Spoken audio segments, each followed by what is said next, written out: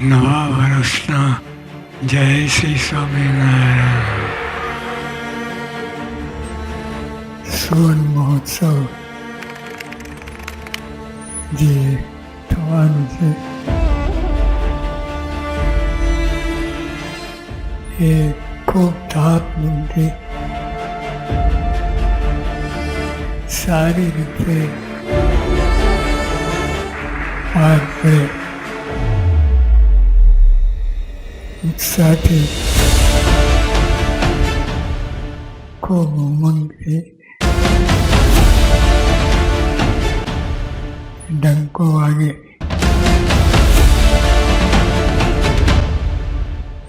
જય જયકાર થાય એ રીતે ઉજવાય.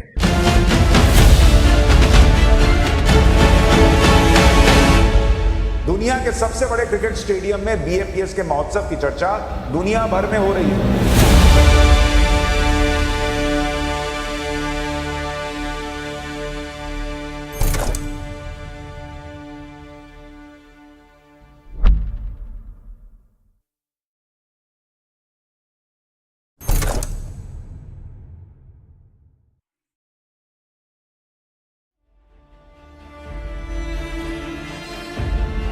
જેવી રીતે ઉત્સવમાં આપણે આખું લાઇટિંગ છે ક્રિએટિવલી કરવાના હતા, એવી જ રીતે એવો પણ વિચાર થયો કે આપણે લેઝર લાઇટ્સનો પણ ઉપયોગ કરીએ. પ્રોજેક્શન એરિયાની બહાર અમુક પેટર્ન્સ બનતી હતી, પેલા શબ્દો લખાતા હતા, અક્ષરમહમ પુરુષોત્તમ દાસોસ્મી, સત્ય, દયા, એ બધા ગુણો લખાતા હતા. એ લેસર પ્રોજેક્શન એ જુદા આવે, લેસર પ્રોજેક્ટર. એ આખું પ્રોગ્રામિંગ એ વિવેક કુશલ સ્વામી કરતા હતા. તો આપણી પરિસ્થિતિ ત્યારે કેવી હતી કે આપણે લેઝર લાઇટ્સના પ્રોજેક્ટર કેવા હોય એ પણ ક્યારેય જોયા નહોતા, અને એ વસ્તુ શીખવાની હતી. એટલે એકદમ ઝીરોથી શીખવાની શરૂઆત કરી. તો પહેલાં તો લેઝર લાઇટ્સ કેવી રીતે ચાલે એનું થોડું આપણે રિસર્ચ કર્યું. પણ એની અંદર વિવેક કુશલ સ્વામી લાંબા સમય સુધી જાણે થાક્યા જ નહીં ને એવું, કારણ કે લેઝરમાં તો એવું હતું ને કે એ કઈ ટાઈપનું ફાઇલ એક્સટેન્શન વાપરે છે, ક્યાંથી શું કરે છે, કેવી રીતે ઓપરેટ થાય છે, આપણને કંઈ ખબર જ પડે નહીં. તો અઠવાડિયા સુધી આપણે ધીરે ધીરે આવી રીતે શીખતા ગયા. લેઝર લાઇટ્સ આપણે ગ્રાઉન્ડ પર તો લગભગ 2 તારીખે એમણે લગાવી દીધી. હવે એમણે જે પ્રોજેક્ટર ગોઠવ્યા હતા તો એ કેવી રીતે ગ્રાઉન્ડમાં એમણે 4 જગ્યાએ 4 પ્રોજેક્ટર ગોઠવી દીધા. એટલે એમને એમ કે આ જે કન્ટેન્ટ હશે એ લોકોનું એ ચારેય બાજુથી ઓડિયન્સને દેખાય એ રીતે એમણે ગોઠવી દીધું. એટલે પછી આપણે વાત કરી કે અમારે આવી રીતે નથી કરવાનું, અમારે તો એવું કરવું છે કે આખા ગ્રાઉન્ડમાં એક જ ઇમેજ દેખાય. આજ સુધી આખા ભારતમાં ક્યારેય લેઝર મેપિંગ થયું નથી. લેઝર મેપિંગ એટલે શું? જેમ પ્રોજેક્શન 4 પ્રોજેક્ટર ભેગા થઈને એક પડદો બનાવે, એવી રીતે આ જે લેઝર હોય તો અત્યાર સુધી ભારતમાં લોકોએ 4-4, 5-5, 10-10 લેઝર વાપર્યા હોય, પણ એ 10-10 લેઝરમાં કેવું એક સરખું આઉટપુટ આવતું હોય, 10-10 લેઝરમાંથી એક સરખું જ દેખાતું હોય, એવી રીતનું હોય. પણ કોઈએ 10 લેઝર ભેગા કરીને એક કેનવાસ બને ને એની અંદર બધી લાઇટિંગ થાય એવું આજ સુધી કોઈએ કર્યું નહોતું. એમાં થયું કેવું છે, પેલા લેઝરવાળા ભાઈ હતા જેની પાસેથી આપણે લેઝર હાયર કર્યા હતા, એ લેઝર ઓપરેટિંગવાળા ભાઈ હતા. એમને જ્યારે આપણે પહેલી વાર કીધું કે ભાઈ આપણે આવો વિચાર છે કે 4 લેઝર ભેગા થઈને આવું કરવામાં આવે, તો એ ભાઈ તો જે લેપટોપ ઉપર બેઠા હતા ને એ ત્યાંથી ઊભા જ થઈ ગયા કે સ્વામીજી આપ કીजिए, मुझे तो कुछ आता नहीं है, એમ કરીને એ તો ઊભા થઈ ગયા કે સ્વામીજી આપકો જો चाहिए मैं आपके सपोर्ट में हूँ, लेकिन मुझे ऐसा सब करना आता नहीं है. એટલે પછી આપણે યોગીનભાઈ અને નયનભાઈ જે સાથે હતા એમને સાથે રાખીને આપણે આખા ગ્રાઉન્ડનું મેપિંગ કર્યું. આપણે શાંતિથી બેસીને છે ને મજામાં એ આખું વિચારવું પડશે કે શું કરી શકાય એમ, અહીંયા નાખીએ. એટલે એ પાછું આપણે એ રાત્રે શીખવાનું થયું, કેમ કે એણે તો હાથ ઊંચા કરી દીધા. એટલે એ રાત પાછું આપણે આખું શીખ્યા, બધું નેટ પરથી સર્ચ કરીને. તો એવી રીતે આખી રાત બધું ધીરે ધીરે સંશોધન કર્યું. પછી આપણને થોડો અંદાજ આવ્યો કે આ રીતે થઈ શકશે. પછી બીજી દિવસે જ્યારે પાછું આ તો બધું રાત્રે જ કામ થાય એટલે દિવસ આખો તો જવા દેવો પડે. એટલે 3જી તારીખે પછી રાત્રે આખું ફરીથી સેટઅપ ચાલુ કર્યું અને સવાર સુધીમાં આપણને જે પ્રકારે જોઈતું હતું આખા ગ્રાઉન્ડનું મેપિંગ એ પ્રકારે આપણે એ કરી શક્યા.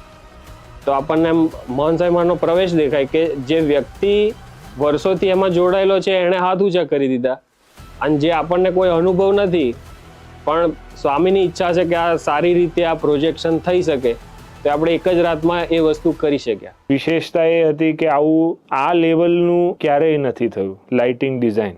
એટલે કે એવું સમજીએ કે આપણને ગ્રાઉન્ડ ઉપર લાઇટિંગ તો ક્યારે મળે કે જ્યારે ઉત્સવ હોય એના 2-4 દિવસ પહેલાં મળે, પરંતુ એ 2-4 દિવસમાં આટલા મોટા ઉત્સવનું લાઇટિંગ ડિઝાઇન કરવું, ક્યારે કઈ લાઇટ આવે, કઈ લાઇટનો કેવો કલર આવે, કઈ લાઇટની કેવી મૂવમેન્ટ આવે, એ બધું નક્કી કરવું 4 દિવસની અંદર નક્કી કરવા બેસીએ તો થાય નહીં.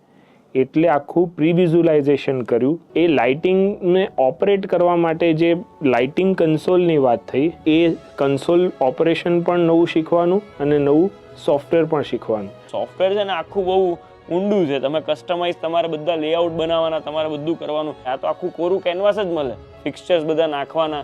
એટલે પછી એ R&D ચાલુ થયું. હવે એની અંદર એક લેવલ આપણે આગળ ઉતર્યા કે MA3ની અંદર ફિક્સચર બને, પછી એમાં જેટલી પણ લાઇટ્સ આપણા વેન્ડર પાસે હતી જેના પાસેથી આપણે લેવાના હતા, એટલે એ લોકો તરફથી આપણને મેન્યુઅલ આપવામાં આવે કે ભાઈ અમારી લાઇટોમાં આવી પ્રકારની ફેસિલિટી છે. એ મેન્યુઅલના આધારે આપણે લાઇટ બનાવવાની થાય 3Dમાં, જેથી કરીને જેવી રિયલ લાઈફમાં લાઇટ હોય એવી જ લાઇટ આપણે 3Dમાં બનાવી શકીએ. પણ એ ફિક્સચર્સ રેડી કર્યા પછી બીજી ચેલેન્જ એવી આવી કે જે ગોબોઝ હોય લાઇટમાં, અલગ અલગ ગોબોઝ આવે, એ ગોબોઝ કામ ના કરે. અમુકની અંદર કલર વ્હીલ વર્ચ્યુઅલની અંદર આવતું નહોતું. કઈ એની ચેનલ DMX રેન્જમાં કયા વેલ્યુ ઉપર કયો કલર આવે એ આખું ડિટેલ સ્ટડી કરવાનું, સાવ ઝીરોમાંથી શીખવાનું હતું. એટલે આ બધું કરવાની અંદર જ લગભગ 1.5 મહિનો ખાલી આ ફિઝિકલ લાઇટને વર્ચ્યુઅલમાં લાવવાની અંદર આપણો આખી પ્રોસેસની અંદર જતો રહ્યો. એટલે એ થયું અને સાથે સાથે આ બધી લાઇટનું પ્લેસમેન્ટ વિચારવાનું, કઈ જગ્યાએ કઈ પોઝિશન પર કેટલી લાઇટ્સ મૂકવી એ બધું નક્કી કરવામાં આવે કે ભાઈ અહીંયા આવી લાઇટ્સ મૂકશું તો, કારણ કે આપણને આ પ્રકારની સ્ક્રિપ્ટ છે તો એમાં આ પ્રકારનું લાઇટિંગ જોઈશે, તો એના માટે લાઇટની કઈ પોઝિશન હોવી જોઈએ, ક્યાં પોઝિશન રાખશું તો લોકોના ચહેરા દેખાશે, કેવી રીતે લાઇટિંગ રાખશું તો મહંત સ્વામી મહારાજ સારી રીતે દેખાશે. હવે આપણા યુવકોએ અને સાથે વેદકીર્તિ સ્વામી હતા, આ બધા ભેગા મળીને બધું વિચારી રાખેલું, પણ એ વસ્તુ કોન્સોલ ઉપર પ્રોગ્રામ કરતા સમય ખાસ્સો લાગે. કમ્પ્યુટરની અંદર જે આપણે ડિઝાઇન કરેલી એ ફાઇલ ત્યાં જાય તો બધું કંઈક ઊંધું ચતું થઈ ગયું હોય, એની કી ફ્રેમ ફરી ગઈ હોય ને એના ગ્રુપ ફરી ગયા હોય ને આપણે લાઇટિંગને આમ ફરવાનું કીધું હોય ને લાઇટિંગ આમ ફરવા માંડે, અને જો આવું થાય તો આપણું કેમનું પૂરું થાય. એટલે ચિંતાનો વિષય હતો. વેદકીર્તિ સ્વામીએ મહંત સાહેબ મહારાજ સાથે ફોનમાં વાત થઈ. એવું અત્યારે ડબલ વાર કરવું પડે એવું થયું છે, પણ એટલું કરવા માટેનો સમય નથી સ્વામી. એટલે હવે આપણી પાસે દિવસો બાપા એકદમ ઓછા છે. આજે 1લી તારીખ થઈ ગઈ અને 7મી તારીખે તો આપણે છે, અને પાછું આપણે ગ્રાન્ડ રિહર્સલ પર આ આગળના દિવસોમાં કરવાનું છે. એટલે લાઇટો તૈયાર હોય તો બધું એક સાથે કરી શકાય. એટલે હવે સમય નથી ને આ બધું કરવાનું છે, એટલે થોડુંક આ બધી ચેલેન્જીસ ઊભા થયા છે, તો આપના આશીર્વાદની જરૂર છે. વાત કરો સ્વામી. એટલે સાહેબ આપ ભળો, આપના આધારે હવે બીજો કોઈ આધાર રહ્યો નથી સ્વામી, અમારી બુદ્ધિનો કે અમારા ડાપણનો કે અમારી આવડતનો સ્વામી. કેવળ આપની કૃપા થાય તો જ આપ મેળ પડે એવું છે સ્વામી. આપના આધારે છીએ. થઈ જશે, થઈ જશે. એટલે પછી અમને હિંમત આવી ગઈ કે ચલો હવે સ્વામીના વચન છે એ તો હેઠા પડશે જ નહીં, એટલે ફરીથી બધા મંડી પડ્યા. હવે મુમેન્ટ આવે છે 6 તારીખે રાતની, પ્રોગ્રામર જતા રહ્યા છે, કોઈ માણસ છે નહીં. ફિનાલ એનું આખું લાઇટિંગનું પ્રોગ્રામિંગ બાકી છે. હું તો મને તો એવું જ થયું કે હવે પૂરું થઈ ગયું, આ ફિનાલે કેમનું પૂરું થશે. એટલે પેલા જે ભાઈ હતા એમની બાજુમાં બેઠો, એટલે એ કે મને તો ઊંઘ આવે છે. એટલે બાજુમાં વેદકીર્તિ સ્વામી બેઠા હતા. કે હવે હું છે ને એક ગેસ્ટ આવ્યા હતા, એને થોડું ગાઈડ કરવા માટે 15-20 મિનિટ આગો પાછો થયો, અને પાછો આવ્યો ને ત્યાં તો વેદકીર્તિ સ્વામીને મેં જોયા તો એકદમ રાતના 1:30 વાગ્યા છે ને સ્વામી માળા કરે છે. અને આ મુમેન્ટ ઉપર આપણે બાપાને યાદ કરતા હતા સવારથી, એટલે આપણને ખબર હતી કે છેલ્લે તો બાપા જ પૂરું પાડવાના છે, પણ આ એવી મુમેન્ટ આપી કે હવે થશે નહીં, હવે ગમે તેમ કરો પૂરું કરો. ભગવાનની દયા શું થઈ, અનુપભાઈએ પેલો કન્સોલ વહેલા મોકલ્યો હતો, એટલે આ યુવકો અને સંતો પોતે જ કન્સોલ હેન્ડલ કરતા અને કન્સોલને પ્રોગ્રામ કરતા શીખી ગયા હતા. અને 2 જણાએ છે ને અમે પેરેલલી પ્રોગ્રામિંગ ચાલુ કર્યું. બે જગ્યાએ કોન્સોલમાં કામ ચાલે. વેદકીર્તિ સ્વામી હતા, એમની પાસે કોઈ ટાઈમ કોડ કે કઈ જ નહીં, એ ખાલી વિચારી વિઝ્યુઅલાઇઝ કરી, મોબાઈલમાંથી સાંભળે અને વિચારે અને વિઝ્યુઅલાઇઝ કરીને શાર્પી ઇફેક્ટ્સ બનાવતા હતા. અને આ બાજુ પારમાં ને એની માટે અમે ટાઈમ કોડ ઉપર પ્લેબેક કરીને જોઈએ કે ચલો આમાં આવું કરશું, આમાં આવું કરશું. એટલે રાતના 2:30 વાગે પ્રોગ્રામિંગ ચાલુ કર્યું, અને layer by layer by layer by layer by બાપાનો પ્રવેશ થયો, અને બનાવતા ગયા. સવારે 6:30 એ સનલાઇટ આવીને ત્યારે ફાઇનલ અમે પ્લેબેક જોયું કે આવું કંઈ લાગશે એમ. તો આ બાપાનો પ્રવેશ જ કહેવાય. બાકી આગલી રાત્રે તો અશક્ય જ લાગતું હતું કે આ ગ્રાન્ડ ફિનાલે પૂરું થશે. એ કેવળ બાપાનો જ પ્રવેશ, પણ બધું પૂરું થઈ ગયું. બાપાએ લાજ રાખી અને કોઈ વાંધો આવ્યો નહીં.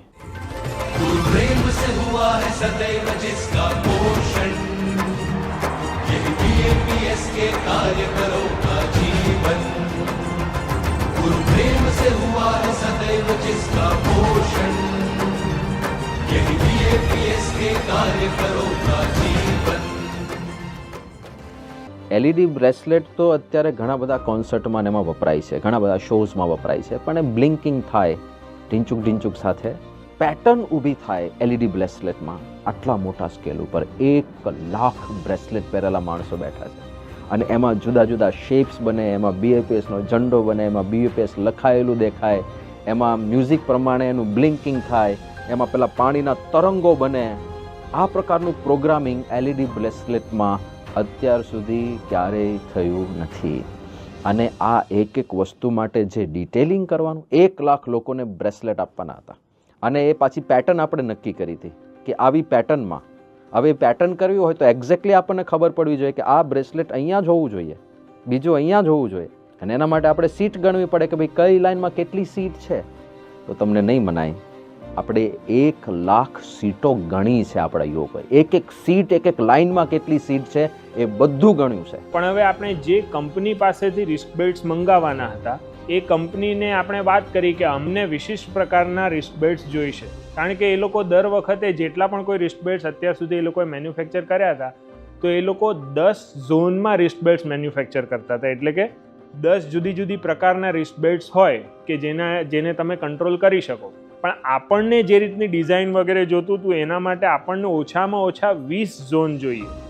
હવે એ તો એ લોકો પાસે અવેલેબલ નહોતું, એટલે કંપની કે ભાઈ અમારી પાસે તો એવા 20 ઝોનવાળા કોઈ રિસ્ટબેલ્ટ્સ નથી. એટલે પછી આપણા યુવકોએ શું કર્યું કે એ લોકોએ જે આની આગળ સેમ્પલ બેલ્ટ્સ મોકલાવેલા એ કંપનીએ, તો એ કંપનીના સેમ્પલ બેલ્ટ્સ આ લોકોએ ખોલી નાખ્યા અને એની સર્કિટનો અભ્યાસ કર્યો અને એની જે LED બલ્બ્સ આવે એનો અભ્યાસ કર્યો અને બધું એમાં એટલા ઊંડા ઉતર્યા અને પેલા કંપનીવાળાને સમજાવ્યું કે જો તમે તમારા સર્કિટની અંદર, તમારા LED બલ્બ્સની અંદર આવા પ્રકારના ફેરફાર કરશો ને તો તમે 10ની જગ્યાએ 20 ઝોન અમને આપી શકશો. હવે જ્યારે કંપનીએ આ સાંભળ્યું ને ત્યારે કંપનીવાળાને આશ્ચર્ય થયું કે અમારા રિસ્ટબેલ્ટ્સની અંદર અમે પણ હજુ આટલા ઊંડા ઉતર્યા નથી ને તમે લોકોએ આવું સંશોધન કરી નાખ્યું. એટલે પછી તો એ લોકો બહુ રાજી થઈ ગયા અને એ લોકો પણ આપણને સંશોધનમાં મદદ કરવા માંડ્યા. લગભગ 5 થી 6 વખત જુદી જુદી રીતે આપણે છે ને સેમ્પલ એમની પાસે ક્રિએટ કરાવડાવ્યા કે આવું નહીં, આવું કરીએ. એટલે એમાં આપણો 1-8 મહિનાનો સમય ગયો, પણ એ કેવળ બાપાની દયા કહેવાય કે એમણે આપણે જેમ કીધું એ પ્રમાણે કસ્ટમાઇઝેશન કર્યું. LED પણ અંદર ગોઠવવાની, એ પણ એક એક સીટ પકડીને ગોઠવવાની થાય અને પછી આપણને કમ્પ્યુટરમાં દેખાય કે જ્યારે આપણે ચાલુ કરશું LED ત્યારે દ્રશ્ય કેવું લાગશે. હવે વિચાર કરો, કમ્પ્યુટર પર એક માણસ બેઠો છે કે જે એક એક સીટને પકડીને એમાં LED લાઇટ ગોઠવે છે અને એને કેટલી લાઇટ ગોઠવવાની છે? 1 લાખ. આ મહેનત થઈ છે. સમયની કટોકટી હતી, કારણ કે આ જે વાત ચાલી રહી છે સમયો હતો 7 તારીખ અને હું તમને 5 તારીખની વાત કરું છું. 5 તારીખે આપણે પ્રોગ્રામિંગ કરવાનું ચાલુ કર્યું અને એમાં થયું એવું કે 20 ઝોન પ્રોપરલી ચાલવા જોઈતા હતા, એની જગ્યાએ 19 ચાલ્યા અને એક છે ને એમાં ડખો જ આવતો હતો પહેલાથી. એટલે ત્યારે એવું થઈ ગયું કે હવે શું કરવું એમ, કારણ કે ત્યારે તો બધું સેટ હતું કે ડિસ્ટ્રીબ્યુશન પણ સમજાઈ દીધેલું, આ દરેક ઝોનને ક્યાં મૂકવાને એ નક્કી થઈ ગયું હતું. પણ હવે ઝોન જ ચાલુ ના કરી શકીએ તો શું થાય? એ દિવસે છે ને એકચ્યુઅલી સવારના પરમાં મહંત સ્વામી મહારાજે એવું કીધું હતું કે આ કલ્પવૃક્ષ છે અને અહીંયા જેના સંકલ્પો હશે એ બધા પૂરા થશે. એટલે સવારથી મગજમાં એ તો ચાલતું જ હતું કે આ બાપાએ આવા આશીર્વાદ આપ્યા છે એટલે એ જ પૂરું કરશે, કંઈ વાંધો નહીં આવે.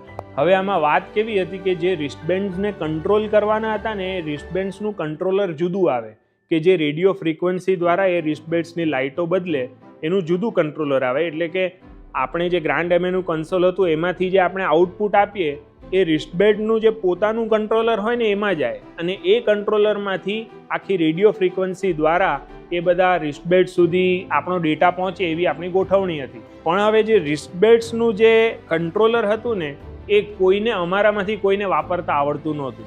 એટલે પછી પેલું જે કંટ્રોલર બોર્ડ છે ને હું બેસી ગયો જોઈને અને એમાં મેં 2-3 ખબર નહીં કઈ સ્વિચ દબાવી. થયું કેવું, બાપાની દયા કે યોગીનભાઈએ અચાનક કોઈક અજાણતા જ એક સ્વિચ દબાવી દીધી કે જેનાથી આપણે જે એરર આવતી હતી ને આપણો જે એક ઝોન બંધ રહેતો હતો ને એ ચાલુ થઈ ગયો. અચાનક જેટલી એરર હતી એ બધી દૂર થઈ ગઈ. એટલે એ કેવળ બાપાની દયા કહેવાય કે એ મોમેન્ટ, કારણ કે 4 તારીખ હતી, 5 તારીખ હતી. 5 તારીખ, સોરી 5 તારીખ, એટલે સ્વામીએ જ કેવળ સેટ કર્યું એવું લાગ્યું, કારણ કે આપણને એવું લાગે કે હવે તો ગયા જ આપણે એમ, હવે શું જવાબ આપીએ કોઈને, કારણ કે આ તો completely out of box question હતો. હવે આની સાથે પેરેલલી સભા વ્યવસ્થાની અંદર પણ આટલી જ માથાકૂટ ચાલી રહેલી, કારણ કે એ સભા વ્યવસ્થાના સ્વયંસેવકો અને સંતો હતા જે એક એક કાર્યકર સુધી, એક એક સીટ સુધી આ બેડ્સ પહોંચાડવાના હતા. અમે સંતો અને યુવકો બધા આ લાઇટિંગના પ્રોગ્રામની અંદર રોકાઈ ગયા. એના કારણે થયું શું કે જે રિસ્ટ બેલ્ટને ટાઈમ આપવાનો હતો પ્રોગ્રામિંગ માટે, ઇફેક્ટ્સ ક્રિએટ કરવા માટે, એ ટાઈમ તો જતો રહ્યો. એ ટાઈમ આપણે લાઇટિંગના પ્રોગ્રામિંગમાં આપી દીધો. એટલે હવે તારીખ આવી ગઈ છે 7મી અને 1 લાખ રિસ્ટબેલ્ટ્સનું 4 કલાકના પ્રોગ્રામિંગ કરવાનું બાકી છે. છેલ્લી ઘડી આવીને ઊભી છે, પણ બધા એક જ ભરોસે હતા કે હવે જે કરશે ને મહંત સ્વામી મહારાજ પાર પાડશે, બાકી હવે આપણા હાથમાં કંઈ છે નહીં. એટલે અમે બધા તો આગલી રાત આખી જાગ્યા હતા, એટલે બધા અમે પછી આરામમાં ગયા અને પછી લગભગ 11 વાગ્યાની આસપાસ અમે બધા જાગી, નાહી ધોઈ, પૂજા કરી અમે ઉપર 5મે માળે ટેરેસ ઉપર પહોંચ્યા કે જ્યાં આગળથી આખું લાઇટિંગનું ને રિસ્ટબેલ્ટ્સનું ને લેઝરનું ને બધાનું જે કંટ્રોલિંગ કરવાનું હતું. અમે પછી ઉપર ગયા ને ઉપર અમે જે પ્રોગ્રામમાં બીજું બધું જે સેટ કરવાનું હતું ને, એકવાર ફર્સ્ટ લેયરનું રિફાઇનમેન્ટ એ બધું કરી નાખ્યું. ટાઈમ કોડ સેટ કરવાના હતા, કયા આવર ઉપર શું થાય. સાયમલ્ટેનિયસ ઘણા બધા કામ જોડે જોડે ચાલે. લેઝરનું પણ ચાલતું હતું, રિસ્ટબેલ્ટ ને રિસીવર છે તો એ ક્યાં મૂકવું, એ પણ એક મોટી ચેલેન્જ હતી કે વિધાઉટ હાર્ડવેર, પર્ટિક્યુલર હાર્ડવેર આપણે ટાઈમ કોડ SMTP ઇન લેવાનો. એટલે એ R&D પણ એ 1 વાગે જ તે ચાલુ કરી અને એ પૂરું કર્યું કે ચલો મળી જશે. એ R&D 2 વાગે પૂરું થયું અને પછી અમે 2:30 વાગે અમે લોકો ટેન્શન ફ્રી થઈને પ્રોગ્રામિંગ કરવા માટે અમે બેઠા. અને કદાચ તમને નહીં મનાય, 3 કલાકની અંદર, 2 થી 3 કલાકની અંદર પૂજ્ય વેદકીર્તિ સ્વામી, નયનભાઈ, યોગીનભાઈ બધાએ ભેગા થઈને આ આખું જે બ્રેસલેટનું પ્રોગ્રામિંગ એ પૂરું કર્યું. અને જોવાની ખૂબી તો એ છે કે એ જે છેલ્લા 2 કલાકમાં પ્રોગ્રામિંગ થયું એમાં અમારી પાસે નહોતો ટાઈમ કોડ કે નહોતું મ્યુઝિક, કશું જ નહીં.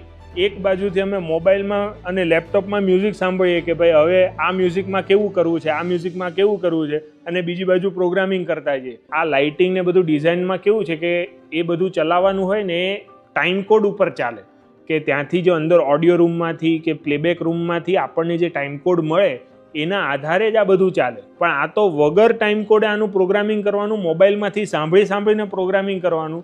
એટલે આ તો સાવ જ ભગવાન ભરોસે હતું કે જો આ સાંભળીને કરવાની અંદર 1 સેકન્ડનો પણ ફરક આવ્યો ને તો આપણે આખી જે પેલા વેવ્સ કરવાના હતા ને રિપલ્સ કરવાના હતા ને ડિઝાઇન કરવાની હતી એ બધી જ વસ્તુ ફેલ થઈ જાય.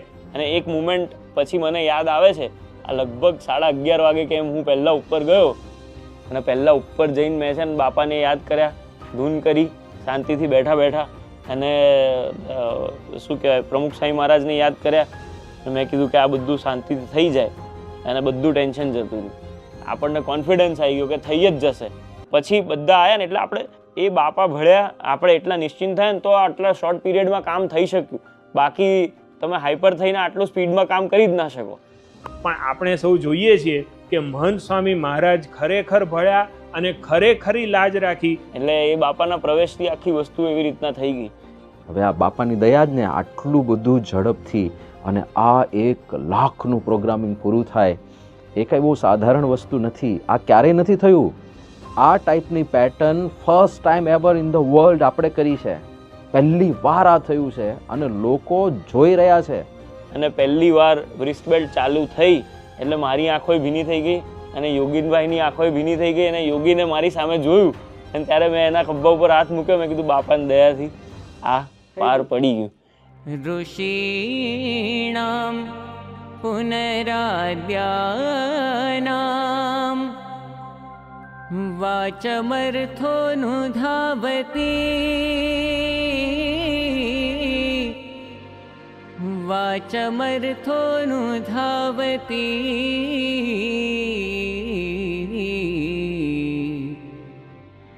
વાચમર્થોનું ધાવતી. મહાનસાઈ પાસે હું ગયો તો મહાનસાઈને કહેવા કે સ્વામી આ 2 દિવસ જ 2 રાત જ છે, રાત ઓછી પડે છે, કારણ કે વિડીયોવાળાને પણ એ જોઈતી હોય પ્યોર ડાર્કનેસ જોઈએ, લાઇટિંગવાળાને પ્યોર ડાર્કનેસ જોઈએ, 2 ભેગા કામ કરી ન શકે, તો આપણી પાસે કામ ઘણું બાકી છે. અર્જુનની જેમ અમારી હાલત છે, હથિયાર નીચે પડી ગયા છે, અને હવે તો બાપા આપ જ ઉગારો, આપ દયા કરો, સારું થાય, બધાના મનમાં ભાવના સારું છે. અને પછી મેં બાપાને વાત કરી, મેં કહ્યું બાપા આ બધા ઝાડ પાન બી બધું જ ફળ ને બધી વાતો તો છે, અમે સ્ટેજ ઉપર જે ઝાડ કર્યું છે ને એ કલ્પવૃક્ષ છે, જેની નીચે આપ બેસવાના છો. એટલે પછી સ્વામી એકદમ હસીને સ્વામીએ કીધું, મેં કીધું બાપા બધાને જે ટેન્શન બહુ જ છે, બધા વ્યક્ત નથી કરી શકતા, કારણ કે આમાં શું અનસર્ટનિટી ઘણી હોય ને, એટલે તમને દ્વિધા રહ્યા જ કરે. તો બાપા એકદમ 2 જ વાક્ય બોલ્યા, અને વારે વારે સાહેબ કે કલ્પવૃક્ષ છે. સ્વામી કે જે સંકલ્પ કરશે બધા સિદ્ધ થશે. સ્વામી કે હિંમત બળિયા સર્વોપરી સંકલ્પો કરવા. મહાન સ્વામી એક વિચાર ઇન્સર્ટ કર્યો મારા માઇન્ડમાં કે કલ્પવૃક્ષ, તમે નબળા સંકલ્પ કરશો તો તમારું કામ નબળું થવાનું છે, તમે સબળા સંકલ્પ કરશો અને હિંમત ના થઈ જશે, કરી દઈશ, કરવું જ છે, એવા સંકલ્પ કરશો ને તો થઈ જ જાય છે. જોવા જઈએ તો ઘણા બધા ઉત્સવોનો સૌને લાભ મળ્યો જ છે, અને ઉત્તર આપણા દરેક ઉત્સવો સત્પુરુષની કૃપા અને સત્પુરુષના આશીર્વાદથી છેલ્લી ઘડી સુધી બધાનો જીવતદર હોય, અને પછી ભગવાન એકદમ આધ્યાત્મિક શક્તિથી બધું અરેન્જ કરી દે, એવો અનુભવ સૌને થાય જ છે. બધાને વિશ્વાસ છે કે એક અદ્ભુત કાર્યક્રમ આવતીકાલે સંપન્ન થઈ જશે.